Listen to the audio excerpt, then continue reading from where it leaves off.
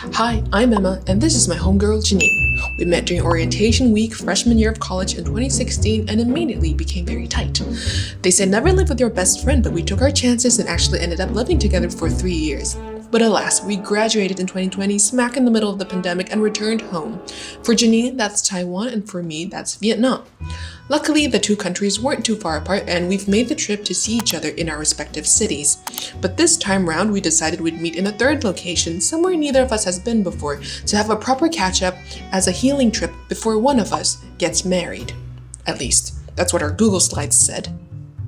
Our destination? Kuala Lumpur, a city that boasts of multiculturalism, exquisite cuisines, magnificent greenery, and a little something for everyone. If you wanted to do hardcore traveling, you could. If you wanted to sit back, relax, and have a more indulgent trip, you could too. As for us, we came to KL for the latter reason, somewhere where we could travel slowly and have enough time to catch up with one another. Personally, I came to Kuala Lumpur without knowing much about the city or Malaysia in general at all. Something you'll notice right away as early as landing in the airport is that there are 3 distinct ethnicities living together under one roof. You have the indigenous Malay people who make up about 60% of the population, as well as those of Chinese descent who came over from China for the tin mining industry as well as agriculture. And then you also have those of Indian descent who came over in the 19th and 20th century. At the time, the British were actually the people who brought over large numbers of laborers from South India for industries in peninsular Malaysia, such as building railways and bridges, as well as the plantation economy for palm oil and rubber, which are actually 2 of Malaysia's main exports today. Along with the third one, which is petroleum. And if you've heard of Kuala Lumpur, you've heard of the Petronas Towers, and that is exactly what the name sounds like. Petronas is Malaysia's very own state-owned petroleum company. For our first destination of the trip, we visited Batu Caves, a Hindu temple to worship Hindu deities. Hinduism is a polytheistic religion, meaning that there are multiple gods that are worshipped. And with that comes lots of stories, tales, allegories about these gods and goddesses. One of my friends from college by the name Shriyash also told me that even if you don't observe or actively practice Hinduism, the tales in the epics are actually fascinating to listen to on their own, which I have found to be quite true. And so I wanted to share with you guys the story behind Batu Caves. Wow, morning cardio. Morning cardio, let's get it. Whoa, look at those gods though. So many gods. There are multiple shrines here, but the main one was built to worship Lord Murugan, the god of war. Lord Murugan was the son of Lord Shiva, the Hindu god of destruction, and goddess Parvati, the goddess of love, fertility, marriage, and motherhood. Now the mother, Parvati, had a doll that she loved, so much so that it came to life and became her second son, Lord Ganesh, the god with the elephant head, the remover of obstacles. And how Lord Ganesh got his elephant head would be another tale for yet another day. But anyways, you have Lord Shiva and Goddess Parvati and their 2 sons, Lord Murugan and Lord Ganesh. One day, the parents decide to create a competition for the 2 sons to see who could run around the world the fastest. And whoever won the competition would receive a divine fruit. Lord Murugan, the older brother, took his peacock and started rushing around the world. But Ganesh had a different approach. He told his parents that they were his world, so all he had to do was circle around them. So obviously, he finished the competition first. Lord Murugan, when he returned, felt cheated and robbed of his prize, so he kind of sulked away into the mountains. And that is why, to this day, shrines to worship Lord Murugan are always erected in places that are a little bit more secluded, a little bit harder to get to, just like Batu Caves.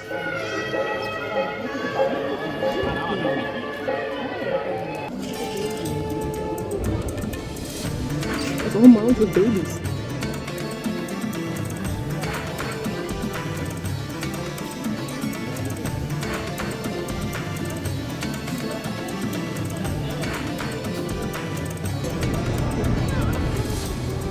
Hello.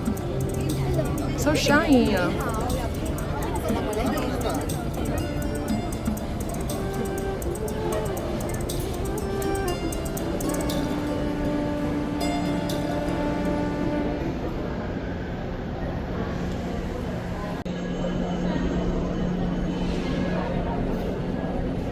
Our second location of the day is an hour north of Kuala Lumpur in a place called Genting Highlands. This place is really interesting. It was built by a Chinese Malaysian businessman, and it is a resort, a casino, a theme park, and also a Buddhist temple, all rolled into one. You can get there by driving up the winding roads of the mountain or take a cable car like we did.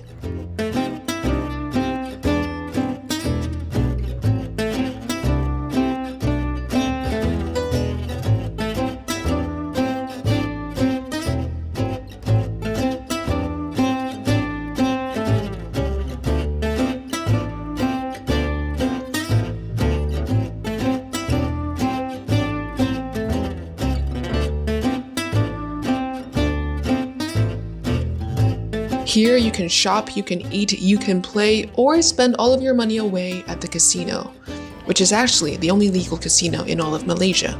The casino is linked to dark tourism though, so if you don't like hearing any of that, be sure to skip to this timestamp. Otherwise, this was what our tour guide told us. I was questioning why there were so many residential buildings built way up in the mountains like this, and our tour guide explained that it was for the people who came here to gamble. However, some people gambled way too hard and lost all of their money. And rather than having to face reality, they instead decided to jump off the sides of their accommodations, which is crazy to think about, like how quickly the trajectory of your life could change in a matter of days. I know, pretty grim, right? Which is why we're gonna now make our way down the mountain to visit Swee Caves temple to cleanse our souls, and hopefully find another way towards enlightenment. This is a Taoist and Buddhist temple, also built by the guy who built the casino, might I add.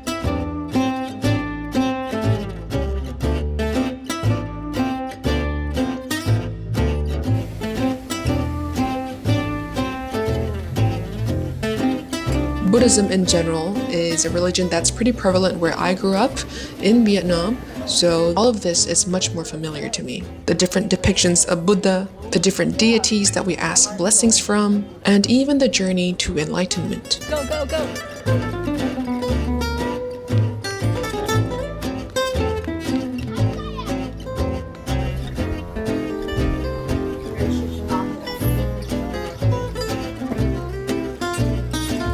Registration to be... It's actually not online, it's actually about the judge.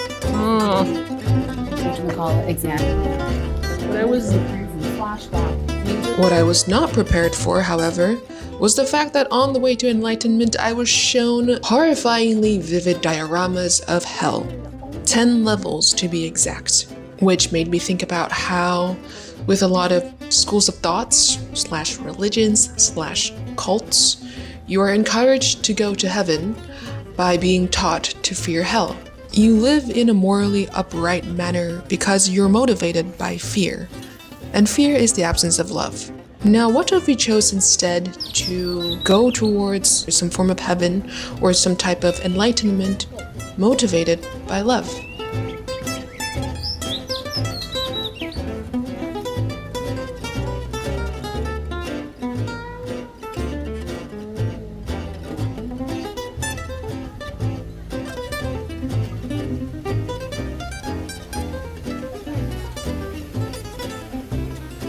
Yet somehow at the end of it all, we did manage to find ourselves in the Garden of the Angels.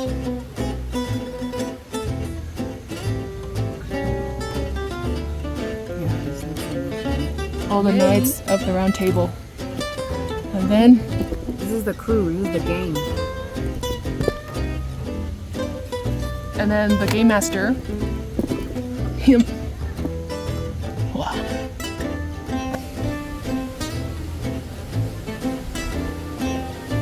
The Angels.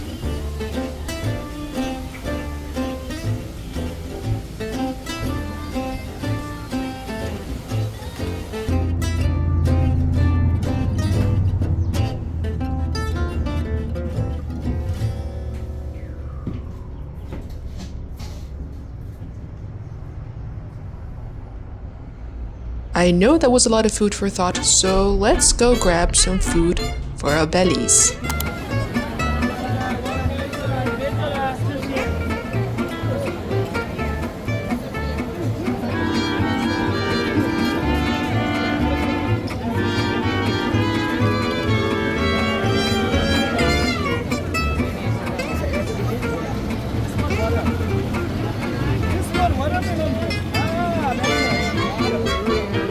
For dinner, Janine and I visited a local night market with way more street food options than you can eat. Janine is by far more well versed in this culture than I am, so for this trip, she took on the role of being connoisseur of the things that we would eat. For dinner, we grabbed char kway teow, which is a stir-fried flat rice noodles dish with soy sauce, lard, and cockles. And this was a dish brought over from southern China and has been adapted into a staple street food in Malaysia. I was pretty surprised to be eating with a spoon and a fork as opposed to chopsticks, but they do seem to be the preferred utensils of choice for a lot of Malaysian dishes. Texture of that better.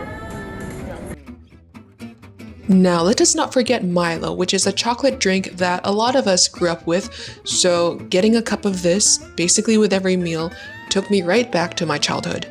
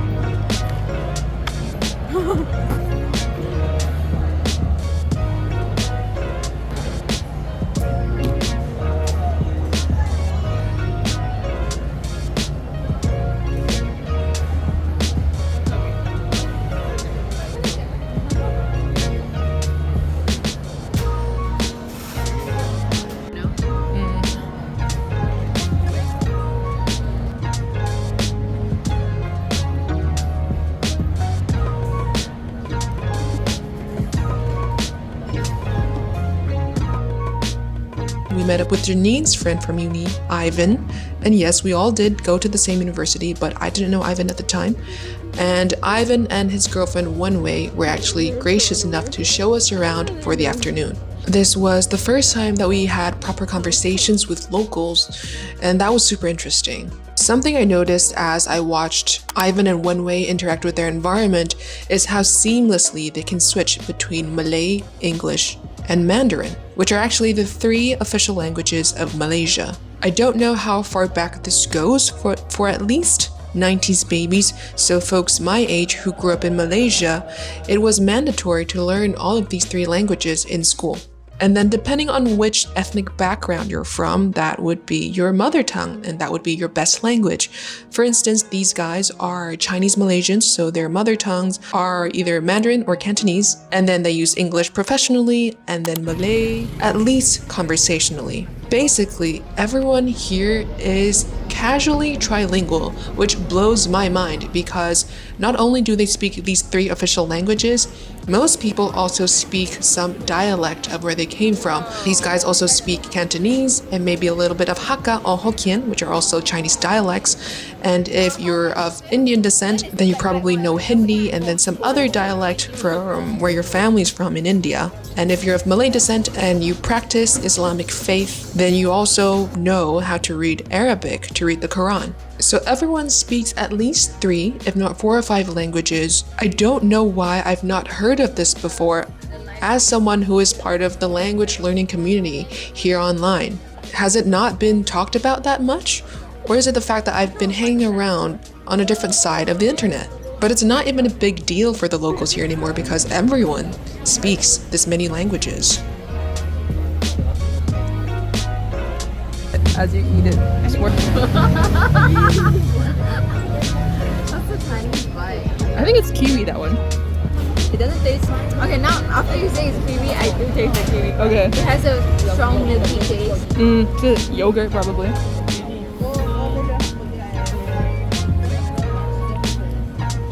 Personally, I do know a little bit of Mandarin, so whenever I go to places with native Mandarin speakers and I use a little bit of my Mandarin either to talk or to read or something, people are generally surprised. But here in Malaysia, if I nod along to a conversation because I understand, or if I throw in a Chinese word here and there, no one bats an eye at all because it's so normal to everyone.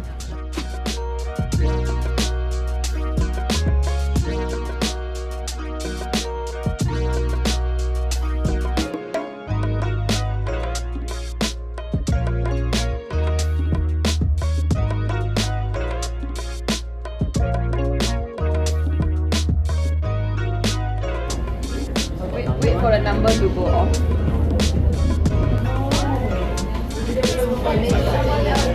Wait, is it anti take a photo? Shut the fuck up. I can't do that.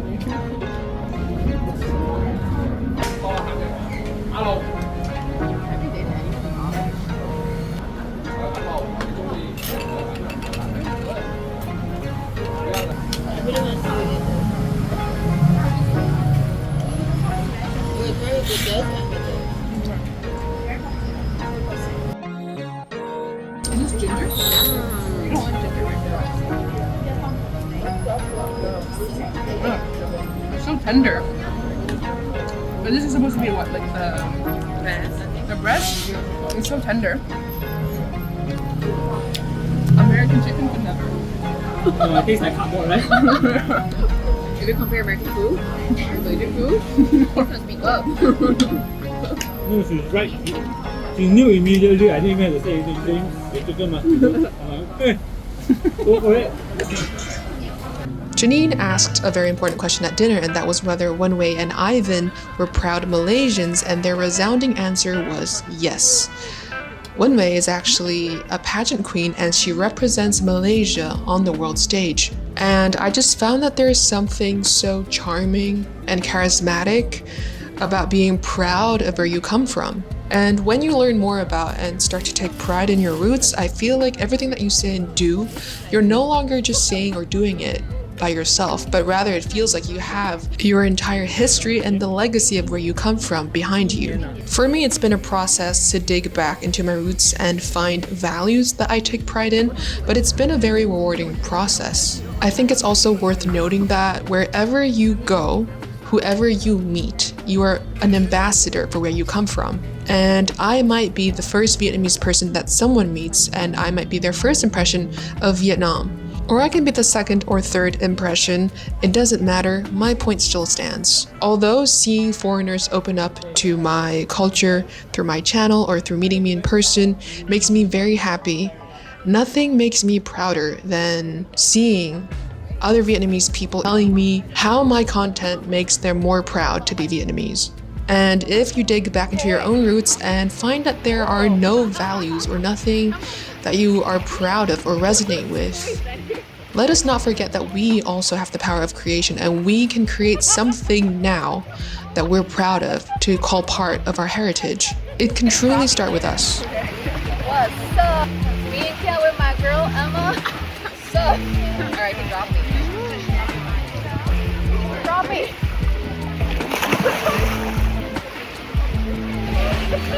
Bro, you drop. You're like, you're like,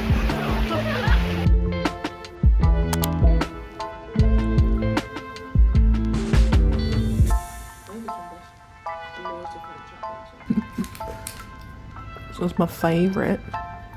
Double chocolate chip cookie. Yeah. No, it's okay. This is way more than enough for me for now.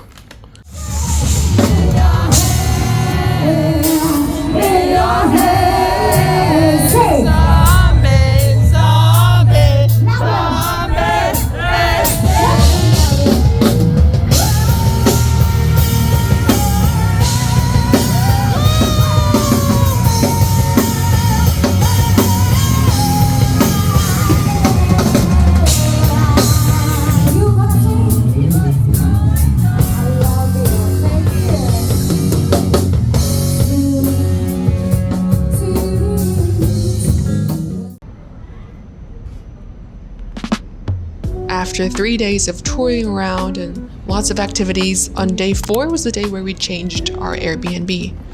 This was a chill day, and actually, as we're both English tutors online, we brought our work with us so that it would feel somewhat like an expat experience. We were less so on vacation and more so existing alongside one another like we had back in college. We got to talk a lot about life, how we've changed, how we've stayed the same. There are things that we agree on, things that we don't, but at the end of the day, we both respect each other's journey, and I think that's what counts. I feel like we've both matured and we each take care of one another in our own ways. But something interesting to realize was actually because we're living together again for this week, I feel like our living dynamics have not changed that much since college at all. Like we fall back right into the same roles, which was just interesting to note. Janine's room. Hello. Let's go see Emma's room. This is Emma's room. My mom's gonna... Not related to the hospital by the hospital. Wow. Matches your nails. Yeah.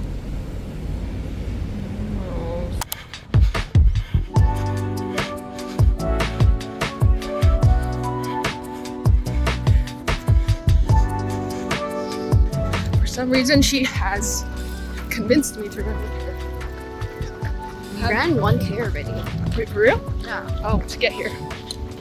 You should tell me at every K. I'll do a check-in at every K. Okay, see you at K2.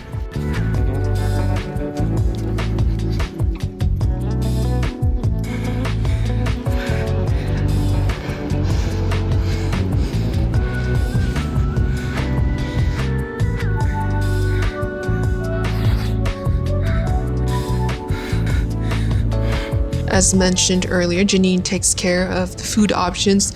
On this trip, we've realized that she's much more of a foodie than I am. I'm a pretty happy-go-lucky person and I'll practically eat anything, but Janine is more well-versed in this area, so she's taking the lead on that, whereas I take more care of the apartment or making sure that we're on time, and we both pitch in on activities that we want to do.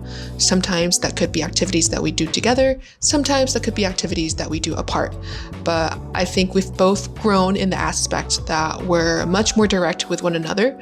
We're not passive-aggressive anymore, at least, I mean, I was the passive-aggressive one back in college, if I'm being honest here, and yeah, we can be more direct and not take things as personally anymore.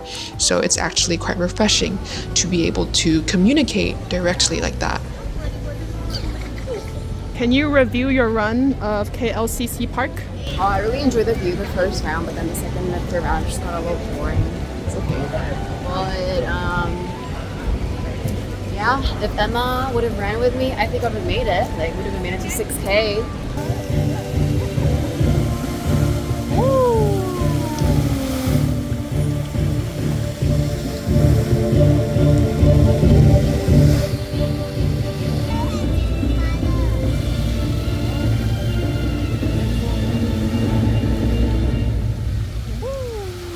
Yes. Honestly, kept poking me. That was my hair. Honestly, it's better than that. Don't let Ivan see this. I won't edit it. You can.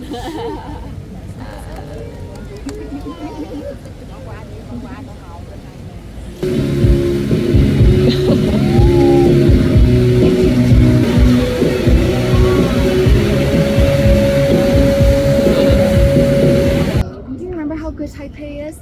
Yes. I can see stars. Oh my god. Whoa. Way too excited for stars. But I think that is accounted for. It's only 1.7K.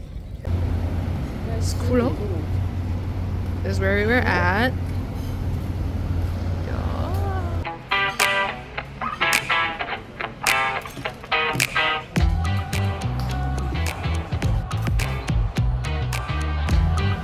Sponsored by Nike.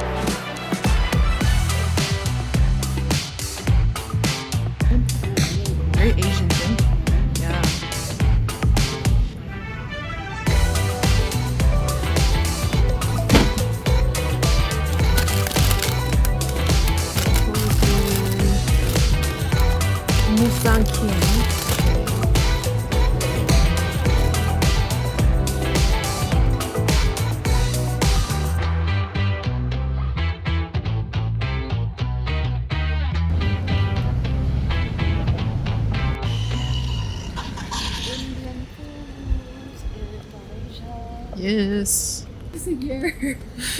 Really? It's been a year since India? That Damn. was very April. Almost a year since Okay. I had Indian food officially.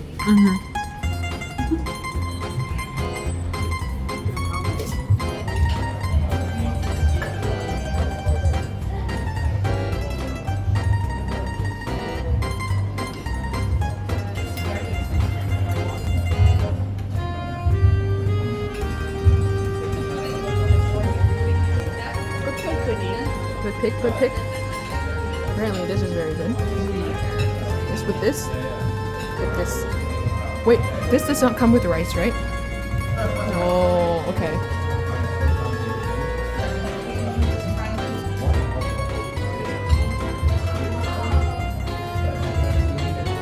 Kind of a little bit chunky. A little bit. Like the milk.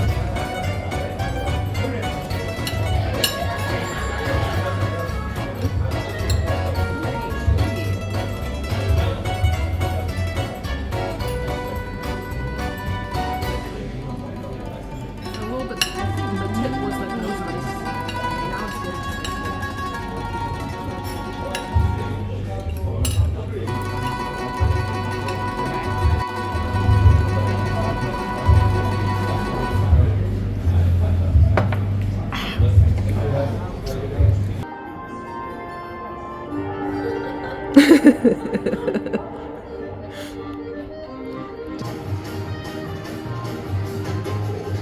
Puis-je recommander le plateau de fruits de mer? So gross. Oh no! I'm dead.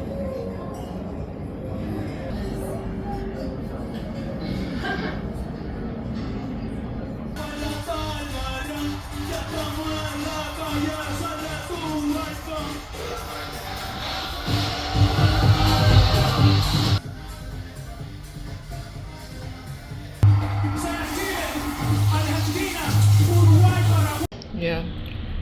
I feel more golden retriever. But today, granted our fashion, it's the opposite. C'est cool, hein?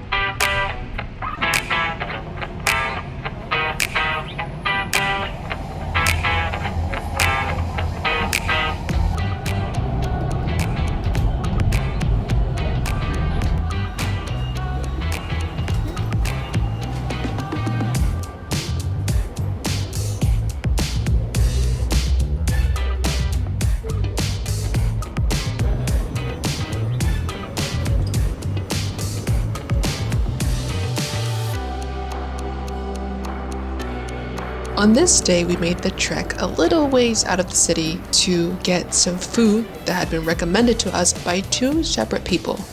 This is Nasi Lemak, Malaysia's #1 national dish, and the name translates to fatty rice.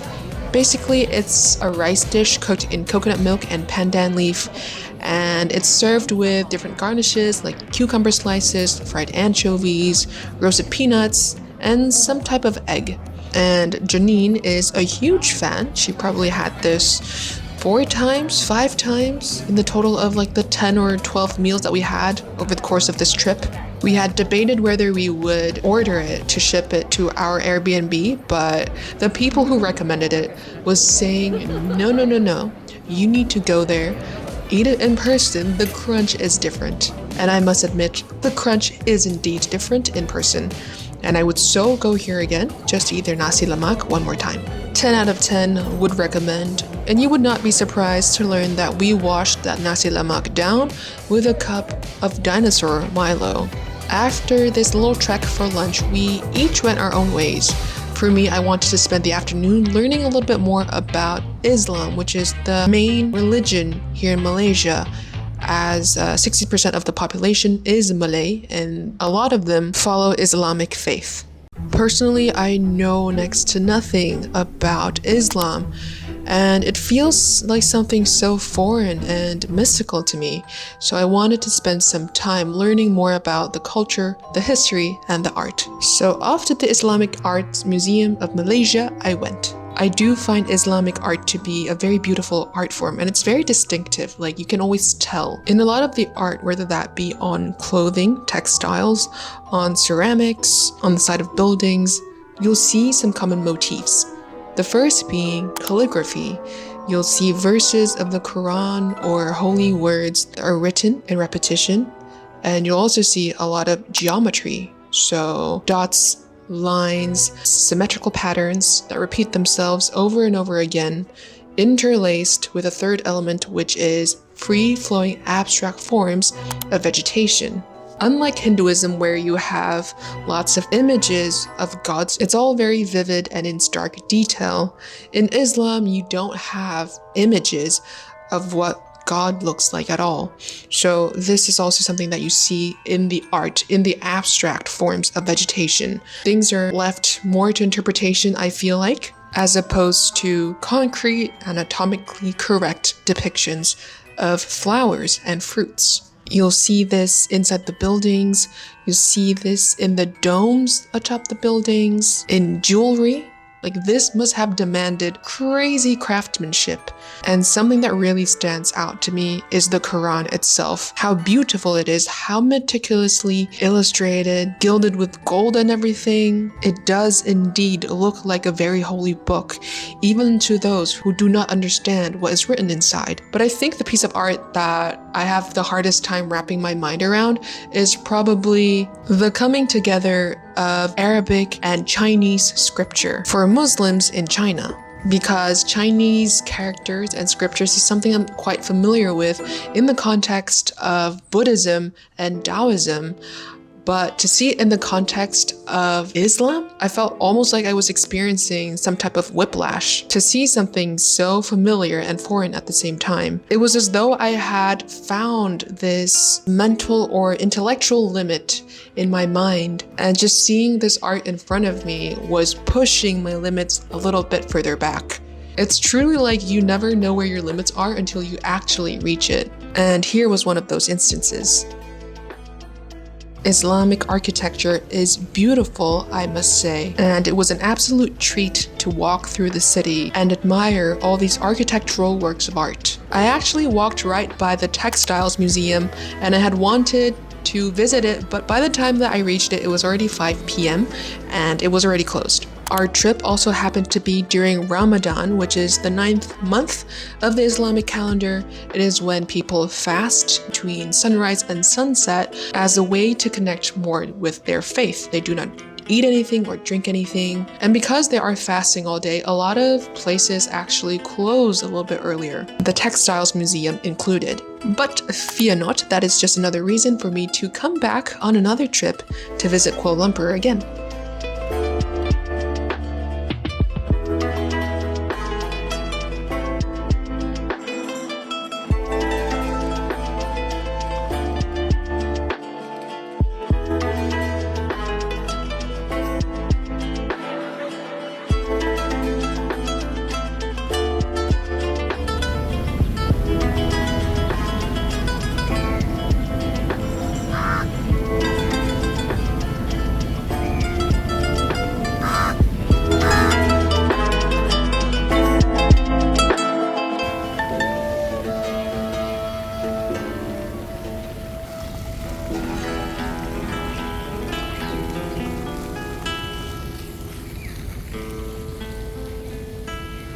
My next destination was Central Market, a place where you have a little bit of everything.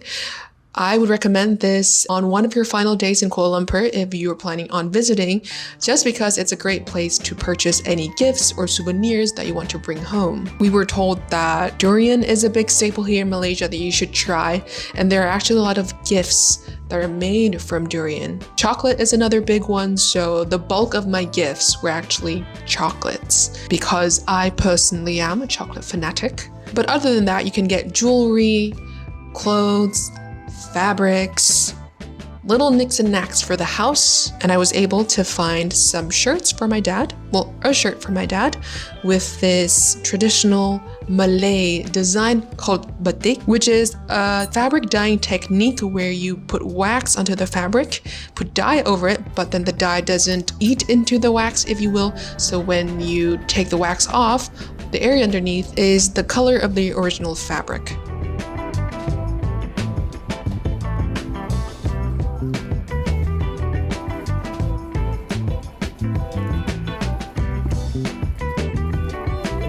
While I was roaming around the city and taking in the mosques and all that, Janine was at home teaching, and we decided that we'd meet up again back at Kuala Lumpur Central City Park for another run. Well, she's running, I'm not. I've been on my feet since lunch. It's now about 7:30 p.m. and I'm about ready to just lie down on the grass and enjoy the sunset.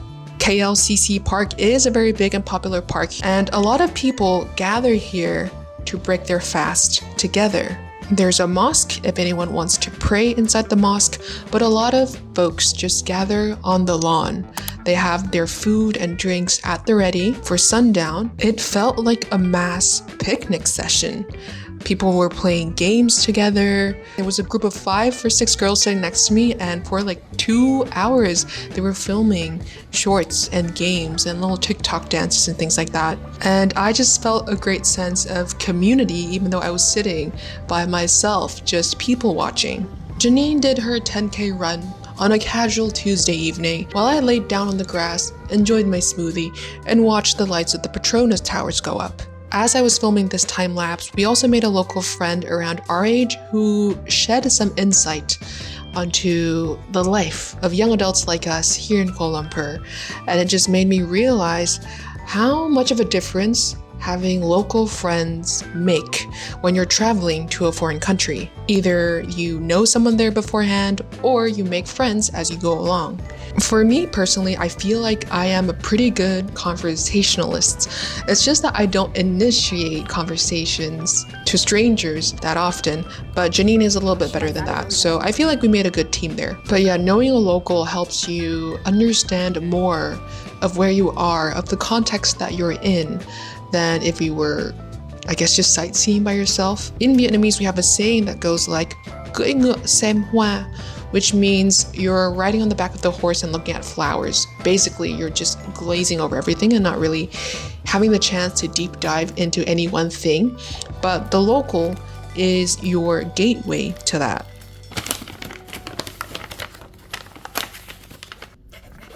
Do you want some roti?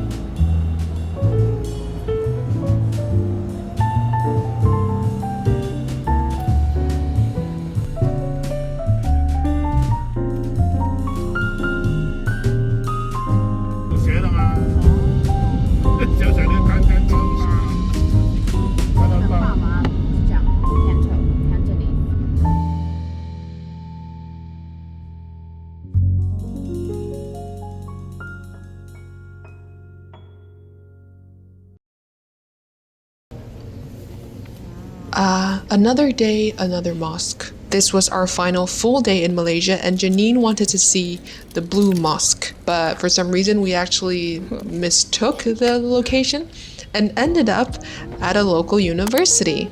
An honest mistake, but it was the best mistake that we could have made, because as we were roaming around the campus, we actually ran into a group of students who were running a club focused on making friends. And they actually approached us because we do stand out as not being from the area, I suppose. The kids were really open and sweet, and we got to ask them a little bit more about their faith, as well as their university life in general here in Kuala Lumpur. I had let the idea of different faiths get into the way of me connecting with people, but at the end of the day, I just have to remind myself that I'm a human, they're a human, we all just want to connect, it's all gonna be fine, as long as I approach it with a genuine sense of curiosity, coupled with a healthy dose of self-awareness, then everything will be fine. Maybe even more than fine, you know?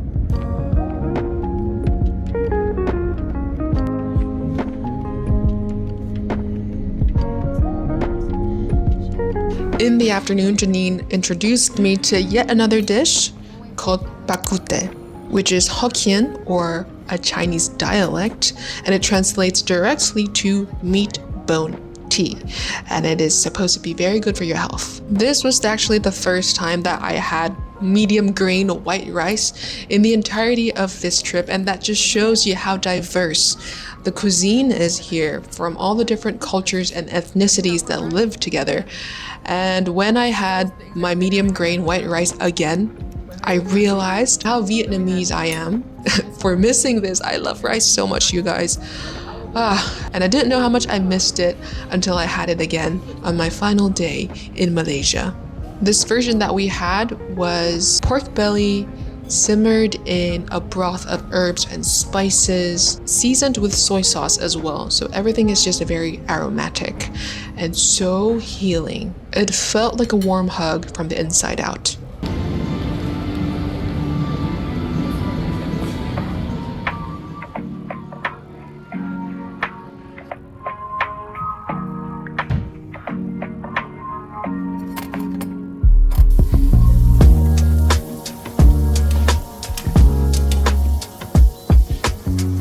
For tonight's dinner, we decided to stay in because we had accumulated leftovers from the last 3 days worth of dinner, as well as a grocery run early on in the week.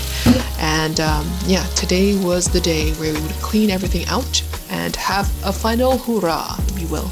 While Janine and I were planning this trip back in February, Janine had wanted to come here for 4 days while I had wanted to come for 2 weeks. And so we settled on a happy midpoint at 8 days. And everyone that we talked to told us that 8 days was way too long for Kuala Lumpur.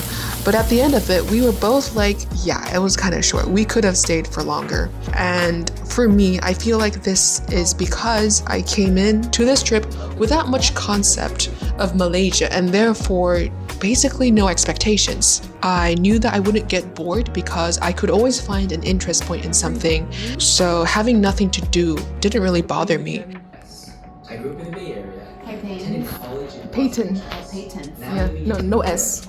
And plus, Janine and I were coming here to connect to one another. We brought our work with us to be like expats. So, you know, we had our ducks lined up. It should be fine. 8 days was definitely not enough, at least for the way that we were traveling. I know for sure that I'll be coming back. And I wonder if this is a result of coming in with no expectations. Or is it because Kuala Lumpur really is just that cool and welcoming of a place? Or is it the fact that I've been able to find an interest point in almost anything now if I really wanted to? Or perhaps it's a combination of all three. And so that concludes our week in Kuala Lumpur. As for Janine and I, we're off back to our respective countries. For her, that's Taiwan. For me, that's Vietnam. Statistics would show that upon graduation, we'd manage to see each other once every 1.5 years. She's one of those friends where time apart doesn't feel like time apart anymore, because the morning of our departure, Janine asked me how I felt. And I said, I felt like I would see her tomorrow again. So Janine, if you're still watching, we'll probably meet again in another corner of the world, married or not. And I hope that you keep on refining your dreams and making them come true. And if you ever need me, you know where to find me. And as for anyone who is still watching, thank you so much for coming along for the ride. Thank you for experiencing Kuala Lumpur with us in this format. I hope you guys have a wonderful week, and I'll see you in the next video. Bye!